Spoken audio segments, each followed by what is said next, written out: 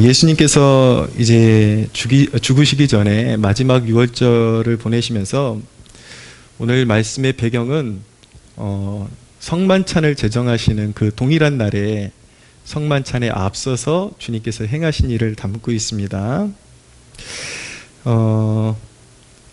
1절을 보실까요? 유월절 전에 예수께서 자기가 세상을 떠나 아버지께로 돌아가실 때가 이른 줄 아시고 세상에 있는 자기 사람들을 사랑하실 때 끝까지 사랑하시니라. 아버지께로 돌아가실 때가 이제 이른 줄 아시고 이제 시간의 그 촉박성, 이제 남은 시간이 얼마 없다라는 그 촉박성을 주님께서 인지하시고 깨달으시고 거의 마지막으로 가장 그 살아가는 제자들에게 해주고 싶은 것이 무엇인가, 주님께서 가장 소중한 것 어떤 것을 해주기를 원하셨는데 그것이 바로 발을 씻어주시는 것이었습니다. 세족식. 근데 오늘 말씀해 보니까 세상에 있는 자기 사람들을 사랑하시되 끝까지 사랑하시니라 라고 말씀하고 있죠. 이 본문에는 놀랍게도 놀라운 실천과 교리, 중요한 기독교의 교리 모두를 담아내고 있는 본문입니다. 예수님께서 단순히 제자들의 발을 씻어주시는 대목 같은데 이것이 주님이 우리를 어떻게 보존하시는가, 우리를 구원으로 인도하시는데 믿는 자를 영구히 보존하시는데 주님이 어떤 방법으로 보존하시는가에 대한 그런 중요한 단서가, 정보가 이곳에 담겨 있습니다. 동시에 주님께서 이 땅에 남겨놓으신 교회, 성도들이 어떻게 서로를 보존해 줘야 되는가, 그 방법을 이 세족식이라는 이 행위를 통해서, 이 섬김을 통해서 주님께서 그 안에 그 정신을 고스란히 담아 놓으셨습니다. 자, 오늘은 예수님께서 이 세족식을 통해서 보여주시는 이 사건을 통해서 우리를 어떻게 보존하시는가, 그것을 여러분들에게 가르쳐 드리려고 합니다. 자, 세족식의 의미를 알면, 예수님께서 제자들의 발을 씻어주신 의미를 알면 예수님께서 그의 제자들, 그 믿는 자들을 어떻게 구원으로 보존해 나가시는지에 대한 그런 진리를 우리가 얻을 수 있게 됩니다. 발을 씻어주셨다는 데 두 가지 의미가 있습니다. 첫째는 섬김의 의미가 있습니다. 섬김. 자, 예수님께서는 우리를 섬김으로 보존하신다라는 말씀입니다. 사실은 이 대목 누가복음 22장에 보면은 이런 것을 이제 병행본문이라고 하는데 이 사건이 있기 전에 제자들이 어떤 이제 사건이 있었냐면, 제자들끼리 천국에서 누가 크냐라는 그런 논쟁을 벌이고 있었습니다. 어떤 사람이 크고 어떤 사람이 하나님 앞에 인정받는 사람이냐, 그렇게 논쟁을 벌이고 있었는데 그때 이제 그 얘기를 들으시고 예수님께서 이제 대야를 가져다가 겉옷을 벗으시고 수건을 허리에 두르시고 제자들의 발을 씻기기 시작하신 것입니다. 그 이야기는 무엇이냐면 천국에서 큰 자는 바로 섬기는 자다라는 것을 몸소 가르쳐 주시는 것이죠. 그래서 우리의 왕이신 예수님께서 친히 정말 하나님 나라에서 복이 있고 가장 큰 사람이 어떤 사람인가, 바로 예수님 자신처럼 예수님이 크신 분으로서, 가장 크신 분으로서 이제 수건을 허리에 차고 제자들의 발을 씻겨주신 것처럼 그렇게 섬기는 것이 가장 천국에서 인정받는, 하나님께 인정받는 일이고 가장 큰 사람으로 인정받는 그 길이다라는 것을 예수님께서 나타내 보여주신 것입니다. 그리고 동시에 예수님께서 어떻게 예수님의 제자들, 그리고 오늘날 이 신앙의 걸음을 따라가는 주의 백성들을 보존하시는가에 대한 진리를 이곳에 담아서 보여주고 계신 것인데, 주님은 우리를 섬겨주심으로 우리의 구원을 이루시는 것입니다. 이해하기가 힘들죠. 어떻게 우리가 주님을 섬겨야 되는데 주님이 우리를 섬겨서 구원을 이루시는가? 맞습니다. 우리도 섬겨야 합니다. 설교라는 것은 어떤 그 주제에 대한 포커스를 그것이 전부인 것처럼 그렇게 강조해서 선포하는 성향이 있기 때문에 오늘은 예수님의 섬김에 포커스가 있다라는 것을 알고 들으셔야 되고, 또 우리가 주님 앞에 열심으로 섬겨야 될 부분도 있다는 것을 인식하시면서 그렇게 들으셔야만 하는 것입니다. 어떻게 주님이 우리를 섬기실 수 있는가, 섬겨야만 하시는가, 이해가 잘 되지 않죠. 이해가 되지 않지만 여러분, 성경은 우리를 양이라고 말씀하고 있습니다. 양이라고 표현하고 있거든요. 근데 양의 특징이 무엇이냐면 생각보다 어리석다라는 것입니다. 어떤 동영상에 보니까 어떤 그 골이 깊이 파인 그런 땅이 있는데, 그 골이 깊이 파인 땅에 양이 머리를 땅으로 쳐박고 다리만 위에 하늘로 솟아가지고 몸통이 이 땅과 땅이 벌어진 사이에 끼어가지고 나오지 못하고 바둥바둥 대고 있는 걸, 이제 사람이 그 양의 주인이겠죠. 가서 발을 잡아가지고 확 이제 막 낑낑대가지고 확 빼내는 거예요. 빼내니까 양이 좋아갖고 신나게 뛰다가 조금 가더니 또 거기에 빠져버리는 거예요. 그래서 머리가 또 처박혀가지고 또 바둥바둥거리는 그런 이제 영상을 보게 되었는데, 우리가 하나님 앞에 어리석은 양 같아서 그릇 행하여 각기 제 길로 갔거늘이라고 말씀하고 있죠. 우리가 구원받았지만 여전히 우리는 어리석은 양과 같은 모습이 참 많습니다. 연약함이 여전히 남아있고, 연약함 그리고 어리석음이 있는, 우리는 나름대로 잘났다고 자꾸 판단하고 가는데 어리석은 판단일 때가 참 많아요. 이런 양 같은 우리를 인도할 수 있는 방법은 무엇인가? 오로지 깨어있는 분, 가장 잘 판단하시고 오류가 없으신 분이 섬겨주시는 방법 외에는 그 양을 구원해낼 수 있는 길이 없는 것입니다. 그래서 주님이 우리를 구원하시는 방법으로 선택하신 방법은 무엇이냐면 바로 양 같은 우리를 섬겨주시기로 하신 것입니다. 예수님께서 이 땅에 오신 목적을 성경은 인자가 온 것은 섬김을 받으려 함이 아니라 도리어 섬기려 하고 라고 말씀하고 있죠. 예수님께서는 지금도 십자가를 지시고 부활하시고 그리고 하늘 보좌로 승천하셔서 하나님 보좌 우편에 앉으셨습니다. 할렐루야. 그분은 지금 권세로 통치하시지만, 그러나 그분은 여전히 그분의 성령님을 우리에게 보내주시고 그리고 천군과 천사들을 통해서 여전히 우리를 보살펴 주시고 이끌어 주시고 또 우리의 필요를 공급해 주시는 섬김의 사역을 아름답게 지금도 감당하고 계십니다. 할렐루야. 그렇기 때문에 우리에게 소망이 있는 것이죠. 어리석은 양들에게 소망이 있는 것입니다. 주님께서 발을 씻겨주셨다는 것은요, 두 번째로 용서의 의미가 있습니다. 먼저 오늘 문맥을 조금 살펴보면서 갈게요. 이제 예수님께서 이제 손을 걷어붙이시고 허리에 수건을 이제 꿰어 차시고 발을 씻겨주시는데 베드로 차례가 되었어요. 근데 베드로가 좀 특이하게 반응을 합니다. 6절 이하 보세요. 시몬 베드로에게 이르시니 베드로가 이르되 주여 주께서 내 발을 씻으시나이까? 예수께서 대답하여 이르시되 내가 하는 것을 내가 지금은 알지 못하나 이후에는 알리라. 베드로가 이르되 내 발을 절대로 씻기지 못하시리이다. 예수께서 대답하시되 내가 너를 씻어주지 아니하면 네가 나와 상관이 없느니라. 시몬 베드로가 이르되 주여 내 발뿐만 아니라 손과 머리도 씻어 주옵소서. 예수께서 이르시되 이미 목욕한 자는 발밖에 씻을 필요가 없느니라.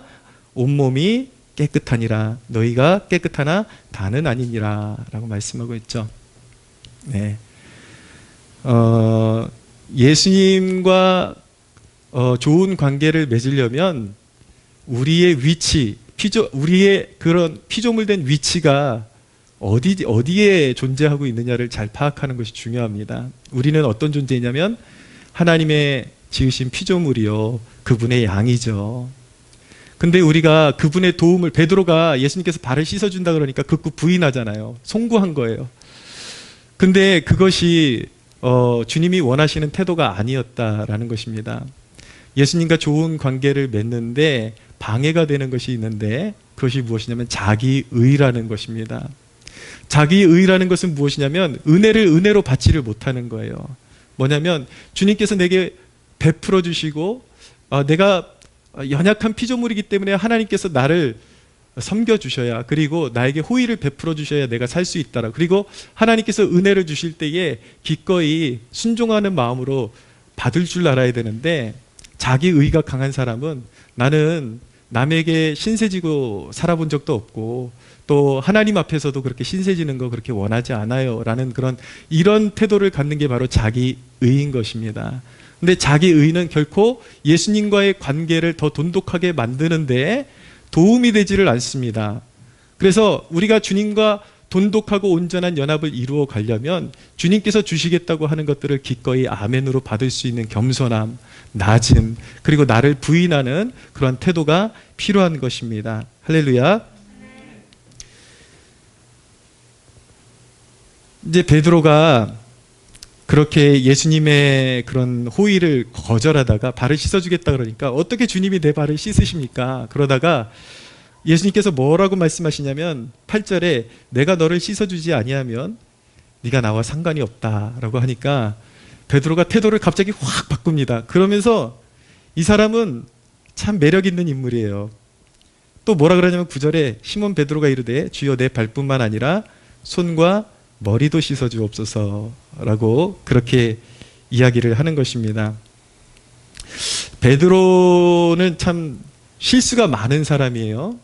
근데 여기 이 베드로가 지금 잘못 짚었고 실수했다라는 것을 기록하고 있는 것인데, 그렇지만 베드로의 실수 속에도, 실수하는 모습 속에도 하나님께서 베드로에게 굉장히 귀하게 여기실 만한 모습이 베드로에게 있었다라는 것을 알게 됩니다. 무엇이냐면 완고한 사람들은 자기 고집을 잘 꺾지를 않습니다.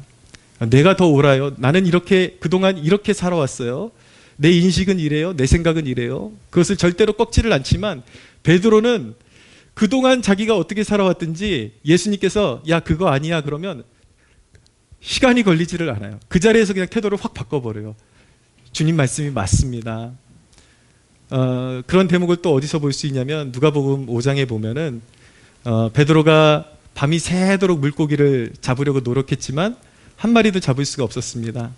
근데 예수님께서 베드로를 보시고 하신 말씀이 뭐냐면 깊은 곳에 가서 그물을 던져라 라고 말씀하셨는데 모르겠습니다. 저는 어업을 하는 사람이 아니기 때문에 거기에 대해서 식견이 깊지는 않지만 그 해석을 보면 그렇게 해석을 해놓았습니다. 원래 물고기가 많은 곳은 수심이 깊지 않은 플랑크톤이 많은 그런 바다에서 물고기가 더 많이 잡힌다라는 거예요. 근데 예수님께서 갑자기 깊은 곳에 가서 그물을 던지라 그러니까 베드로는 태어나면서부터 어부 집안에 태어나가지고 거기에 대한 완전한 전문가고, 그리고 예수님은 목수시잖아요. 목수로 이 땅에 오셨는데 누가 바다 일에 대해서 더 잘 알겠습니까? 당연히 어부가 더 잘 알죠. 그런데 베드로는 예수님께서 깊은 데 가서 그물 던져라 라고 말씀하셨을 때에 토시를 달지를 않습니다. 내가 밤새도록 그물을 던져서 수고했지만 잡은 것이 없지만 주님의 말씀을 의지하여 내가 깊은 곳에 가서 그물을 던지겠습니다. 그러니까 그 말씀에 순종해가지고, 예수님의 말씀에 순종해가지고 깊은 곳에 가서 그물을 확 던졌더니 그물이 찢어지도록 그렇게 물고기가 잡혀 올라온 것입니다. 할렐루야. 네, 베드로가 좌충우돌하고 실수가 많은 사람이고 갑자기 확 태도를 바꿔서 예수님이 의도하시는 것보다 지나쳐가는 그런 습관도 있었지만 바로 그런 부분이 잘 다듬어져서 나중에는 베드로가 교회사 가운데는 어떤 인물로 남습니까? 예수님의 수제자라고 그렇게 기억에 남고 있잖아요. 예수님의 귀한 제자로서 정말 예수님이 부활하시고 승천하신 이후에 교회를 이끌어가는 기둥과 같은 존재로 그렇게 쓰임받을 수 있었다라는 것을 기억해야 하는 것입니다. 그러나 베드로는 좀 앞서갔습니다. 여러분, 주님이 우리에게 원하시는 뜻은 때때로 이것도 아니고 저것도 아닐 때도 있습니다. 근데 기다리면 알아요. 주님께서 원하시는 것이 무엇인지 좀 기다려보면 아는데, 우린 주님께서 무언가 말씀하시기 전에, 그리고 주님께서 어떤 의도를 보여주시기 전에 이것이 아니면 우리는 반대 것이라고 생각을 해요. 근데 그것도 아닐 수가 있어요. 우리의 삶을 향하신 뜻은 주님이 주장하시고 주님이 다스리시고 주님이 결정하십니다. 그리고 그 길이 가장 좋은 길이요 좋은 결실이 있는 길임을 믿으시기 바랍니다. 근데 우리는 기다리지 못하고 세심하지 못해서 주님의 길을 지나쳐갈 때가 있고, 그렇게 실망 속에서 좌절하는 그러한 실수들을 얼마나 많이 저지르곤 합니까? 사랑하는 여러분, 항상 주님과 발맞추어 갈 수 있는 여러분들 되시기를 바랍니다. 그런 말씀이 있거든요. 성령보다 앞서가지 않게 하소서. 항상 성령님이 움직이실 때에 뒤처지지도 않게 하시고, 우리의 삶 가운데 성령님이 움직이실 때에 성령님과 함께 가는 그러한 거룩한 백성 되게 하소서. 이 고백이 여러분들의 고백이 되시기를 예수님의 이름으로 축복합니다. 자, 근데 예수님께서 이제 베드로가 내 발뿐만 아니라 손과 머리도 씻어 주옵소서 그랬더니 이것도 틀렸어요. 그래서 예수님께서 이제 정답을 말씀해 주시는데 뭐라고 말씀해 주시냐면 10절에 예수께서 이르시되 이미 목욕한 자는 발밖에 씻을 필요가 없느니라, 온몸이 깨끗하니라 라고 말씀하고 있습니다. 여기서 이미 목욕한 자는 무슨 의미를 가지고 있냐면 이미 예수님에 대한 확고한 믿음을 가지고 회심을 통과한 것을 의미하는 것입니다. 거듭난 것, 회심한 것. 그래서 이미 목욕한 자는 발밖에 씻을 필요가 없대요. 예, 발을 씻는다라는 것은 무엇이냐면 일상의 회개, 이미 거듭나고 회심한 자가, 이미 천국에 들어온 자가 날마다의 삶 가운데 일상의 회개를 통해서 예수님이 그것을 씻겨주시는 것을 발을 씻는 것이다 라고 표현을 하는 것입니다. 그러므로 정리해서 말씀드리면 이미 구원받은 자는 날마다 자신의 삶 가운데 모든 하나님 앞에 행한 죄를 날마다 회개함으로 말미암아 그 죄를 예수 그리스도께서 씻어주심으로 말미암아 구원에 이르게 된다라는 것을 말씀하고 있는 것입니다. 할렐루야. 네. 여러분, 주님이 우리를 어떻게 보존하시는가? 끊임없는 용서를 통해서 우리를 보존하시는 것입니다. 끊임없는 용서를 통해서. 왜냐하면 우리는 끊임없이 실수하기 때문인 것입니다. 끊임없는 용서를 통해서 주님은 우리를 보존해 나아가십니다. 저는 이 대목이 제 개인적인 신앙생활에 있어서 너무나도 가슴에 와닿는 그런 이유는 무엇이냐면 제가 경험한 것이 이와 같기 때문인 것입니다.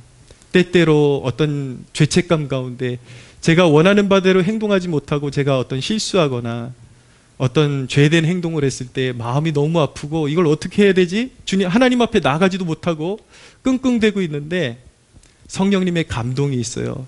회개케 하시는 마음도 주님이 주시고, 그리고 씻어서 자유케 하시는 그 영적 자유도 주님이 주신다라는 것을 경험하곤 하는 것입니다.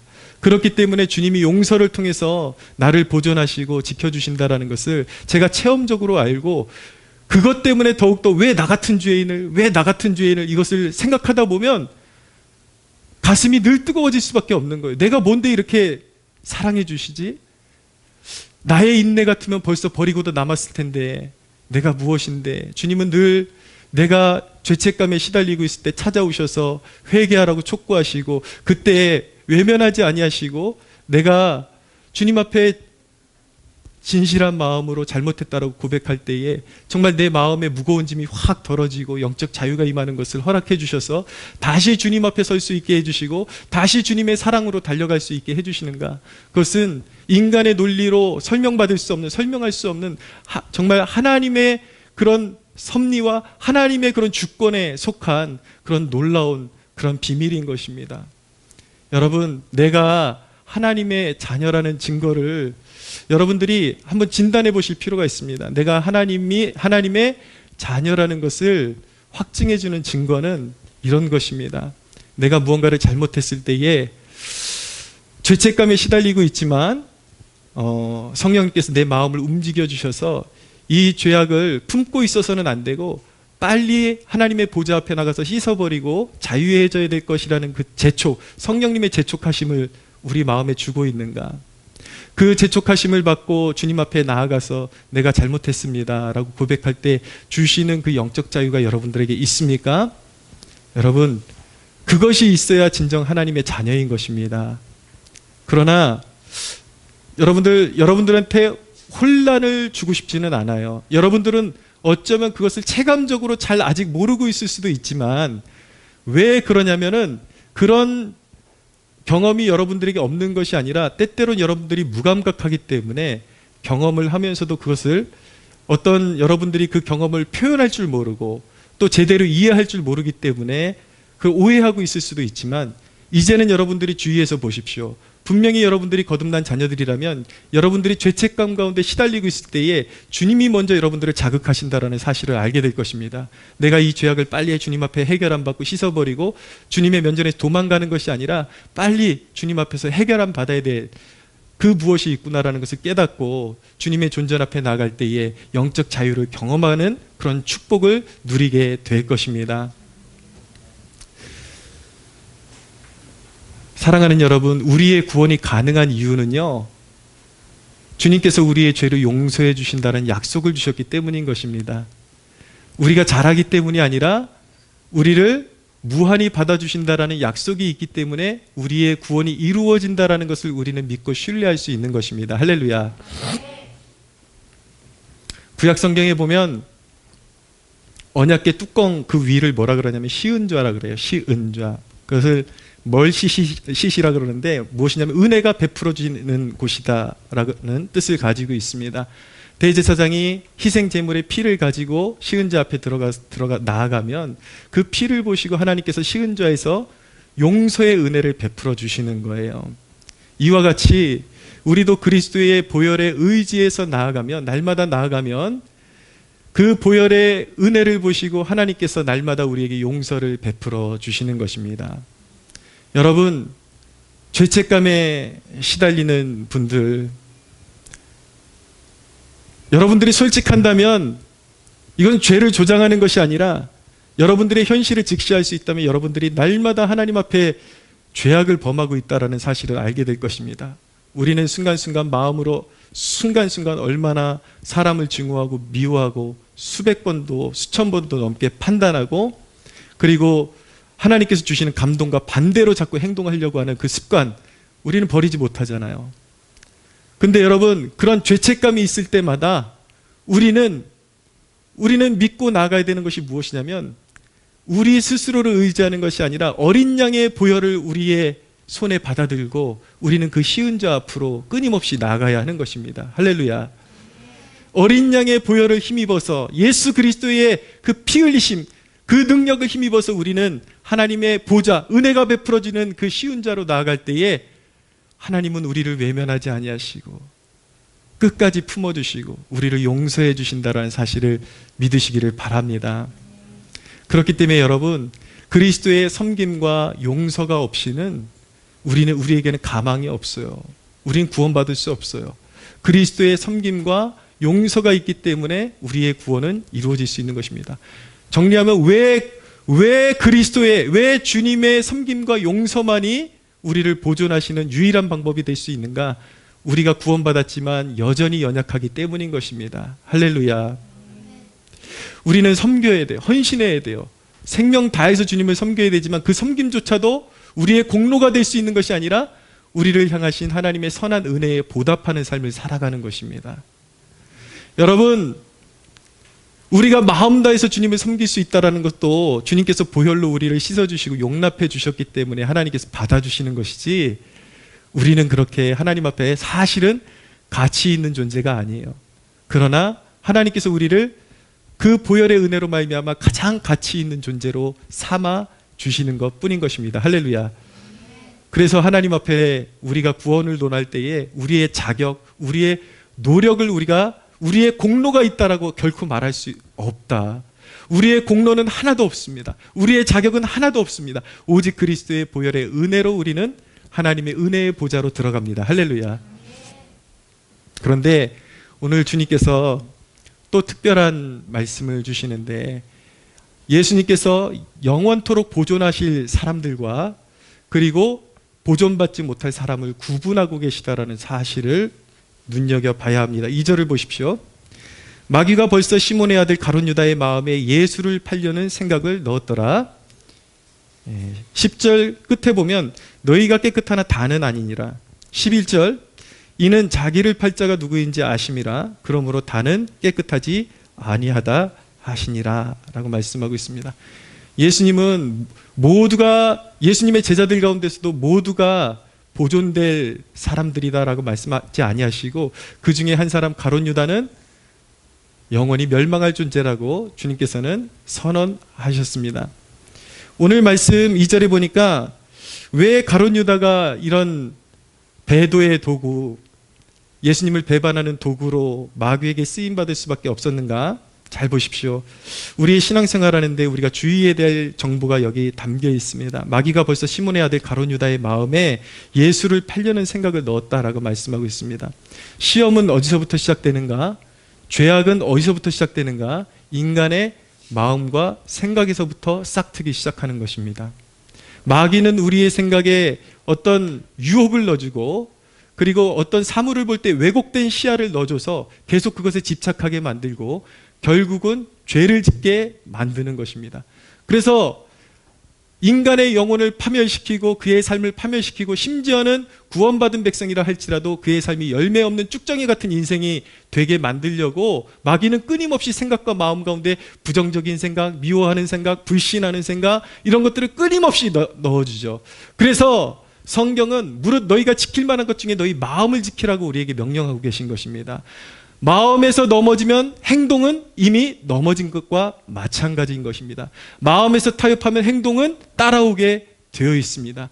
그러므로 우리가 시험을 이기려면 어떻게 됩니까? 죄악의 싹이 우리의 생각과 마음에 싹 트지 못하도록, 우리의 마음에 유혹이 들어올 때 기도하고 하나님을 의뢰하고, 그리고 담대히 성령을 의뢰함으로 말미암아 대적하여 내어 쫓아야 하는 것입니다. 할렐루야.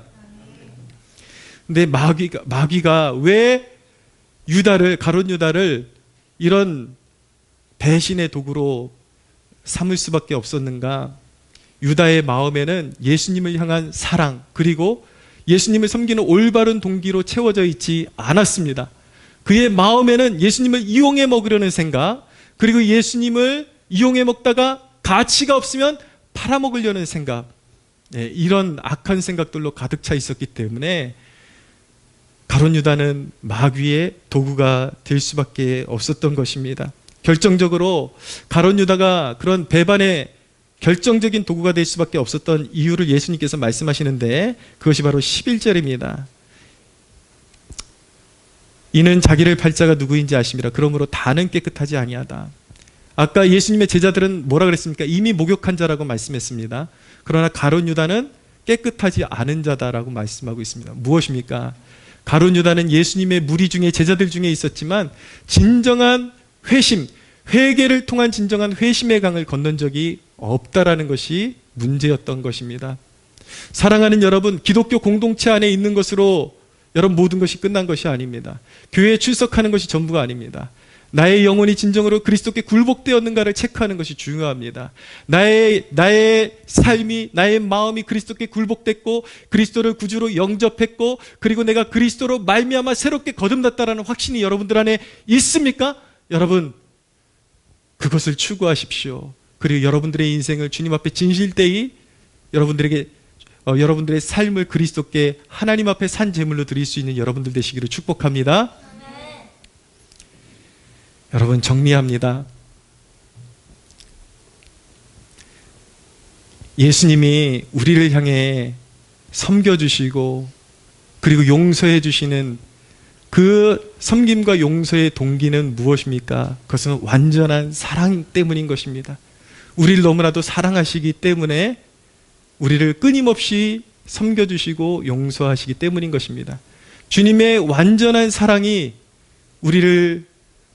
그리스도께서 우리를 지켜주시고 보존하시고 구원해 나가시는 힘인 것이고 동기인 것입니다. 그러므로 그리스도께서 우리를 영원토록 사랑하신다라는 이 진리가 바로 우리가 구원의 확신을 가질 수 있는 확고한 토대요 뿌리라는 것을 믿으시기를 바랍니다. 그러나 여러분, 이것은 우리의 어떤 영적인 나태함이나 하나님 앞에 뻔뻔함, 이런 것들을 보호해주는 진리는 아닌 것입니다. 이것은 오히려 그리스도께서 우리를 영원히 사랑하신다라는 이 진리는, 그리고 우리를 영원히 보존하신다라는 진리는 어떨 때 사용하는 교리냐 하면, 진리냐 하면, 우리가 살아가다가 부딪히는 벽이 있습니다. 환난과 그리고 역경을 만나고, 그리고 때때로 우리가 우리의 연약함 때문에 쓰러졌다라는 것을 깨닫는 순간이 있습니다. 그럴 때에 우리는 무엇을 신뢰할 수 있냐면, 그리스도의 영원한 사랑이 우리를 여전히 덮고 있다는 것을 우리는 신뢰할 때에, 우리는 실수해서 넘어져도 그리스도의 사랑이 여전히 우리를 보존하시고 있다는 그 진리를 우리가 붙잡을 때 우리는 밖으로 도망가지 아니하고 세상 밖으로 도망가지 아니하고 우리는 다시 시은 자를 바라보면서 그리스도의 품에 안기고 그리스도를 향해서 헌신할 수 있는 동기가 되는 것입니다. 할렐루야. 여러분, 그리스도께서 우리를 한없이 섬겨주시고 용서하시기 때문에 우리 같은 연약한 사람들의 구원이 이루어지는 거예요. 근데 여러분, 우리의 공동체, 우리의 가정이 왜 분란이 끊이지 않고 공동체에 우리가 존재하는 그 삶의 지경이 왜 자꾸 깨지는지 아십니까? 예수님은 우리를 끊임없이 용서해 주시는데 우리는 다 헤아리기 때문이에요. 두고 보자. 갚아줘야지. 갚아줘야지. 기회가 오면 난 갚아줄 거야. 이렇게 하기 때문에 다 깨져버리는 거예요. 이제 다음 주에 이제 주제가 똑같이 섬김과 용서에 대해서 배울 텐데, 섬김과 용서는 그리스도께서 우리를 보존하시는 방법이기도 하고 우리가 우리에게 주신 삶의 영역들을 보존하시는 방법으로 주신 진리이기도 한 것입니다. 할렐루야.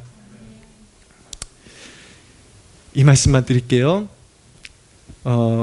근데 그리스도께서 우리를 용서해 주신다 그럴 때 많은 그리스도인들이 어차피 주님이 나를 용서해 주실 거니까 사람에 대해서 용서를 구하지 않아도 내가 누군가에게 어떤 굉장히 심한 상처를 주었거나 아니면 어떤 잘못을 범했을 때에 우리는 내가 사람에게 범한 죄악에 대해서는 신경을 쓰지 않으려고 하는 태도를 보일 때가 있습니다. 제가 봐온 기독교인 중에 10명 중에 8명 정도는 그런 성향이 굉장히 강합니다. 하나님이 나를 은혜로 구원하셨으니까 사람에게 용서를 구하지 않아도 돼. 하나님이 나를 용서해 다 받아주시는데. 여러분, 그런 태도로 신앙생활하면 하나님도 우리를 용서해 주지 아니하십니다. 그것을 믿으셔야 돼요. 여러분들이 정말 은혜를 누리고 싶고 구원의 감격과 그 은혜를 지속하고 싶다면 사람에게 잘못한 것도 하나님 앞에 회개하고 사람에게 잘못한 것도 잘못했다라고 용서를 구할 수 있어야 하는 것입니다. 마태복음 5장 23절 이하에 보면 이런 말씀이 있습니다. 그러므로 예물을 제단에 드리려 가다가, 오늘날로 말하면 예배를 드리려고 하다가 내 형제에게 원망 들을 만한 일이 있는 것이 생각나거든 예물을 제단 앞에 두고 먼저 가서 형제와 화목하고 그 후에 와서 예물을 드리라. 너를 고발하는 자와 함께 길에 있을 때 급히 사화하라. 그 고발하는 자가 너를 재판관에게 내어주고 재판관이 옥리에게 내어주고 옥에 가둘까 염려하라 라고 말씀하고 있습니다. 아무리 여러분들이 귀한 예물 가지고 여기 나와도 사람들에게 걸핏하면 상처 주고 잘못을 범하고 잘못했다라는 사과 한마디 않고 여기 와서 아무리 하나님 앞에 정성스럽게 예배를 드려도 그 예배가 연락되지 않는다라는 말씀인 것입니다. 여러분, 자기의 연약함, 죄악을 인정하는 것이 결코 쉽지 않아요. 제가 경험해봐서 알아요. 인정하고 싶지 않아요. 자존심이 너무 상하거든요. 근데 하나님의 말씀에 순종하지 않으면 어떤 결과가 온다는 것을 저는 알기 때문에 실천하려고 노력을 합니다. 과거에 제 후배 그 교역자가 제가 어느 교회에 소개를 해줘가지고 그 교회에서 이제 사역을 하게 되었는데, 저랑 같은 부서에서 근무를 하면서 약간 좀 이렇게 정치적이고 좀 이렇게 행실이 좋지 않은 목사님이 있었어요. 근데 그 목사님하고 너무 이렇게 행실이 잘 맞아 떨어져 가지고 제가 너무 이렇게 좀 싫어하던 후배가 있었습니다. 근데 제가 그 교회를 사임하고 이제 다른 교회로 이제 옮겨서 사역을 하고 있을 때 그 후배가 찾아왔어요. 후배 교육자 찾아왔는데 제가 굉장히 냉대를 하고 돌려보냈습니다. 굉장히 면박을 팍팍 줘가지고 돌려보냈어요. 근데 객관적인 사실을 제 나름대로 평가하자 그러면 제 마음이 상했었고 너무 싫었어요. 제가 먼저 상처를 받았어요. 그래서 저는 그렇게 대해도 된다라고 생각을 했죠.